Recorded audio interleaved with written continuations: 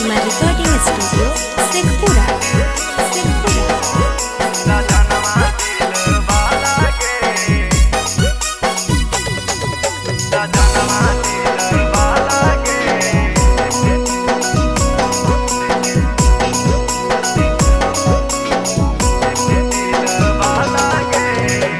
जो हलिया गोर सजनवा मिल गेलै काला गे, खोजो हलिया गोर सजनवा मिल गेलै काला गे।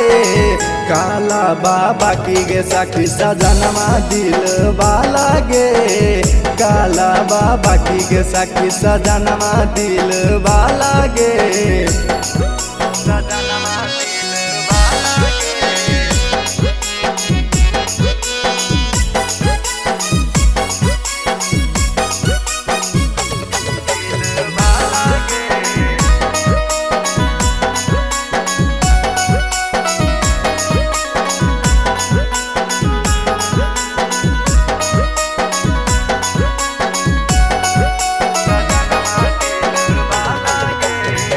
घर भर से ज्यादा हमसे करो है प्यार गे, चढ़ली जवानी लिख देब सैया के नाम गे।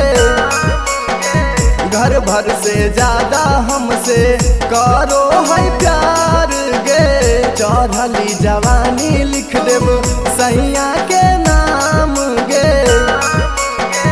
गोर करिया पग सखी जइहे नहीं लो भाई गे, गोर करिया पग सखी जइहे नहीं लो भाई गे। काला बाबा की गे सखी सजनवा दिल वाला गे, काला बाबा की गे सखी सजनवा दिल वाला गे, सजनवा दिल वाला गे।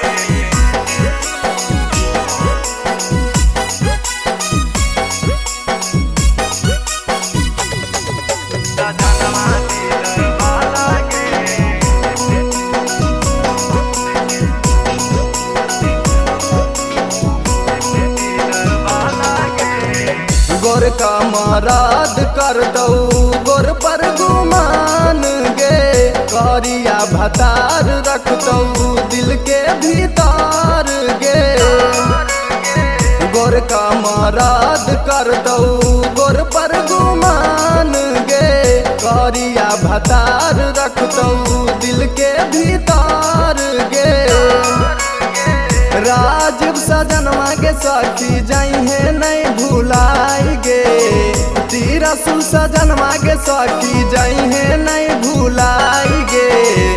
काला बाबा की गे सखी सजनवा दिला वाला गे, काला बाबा की गे सखी सजनवा दिल वाला गे।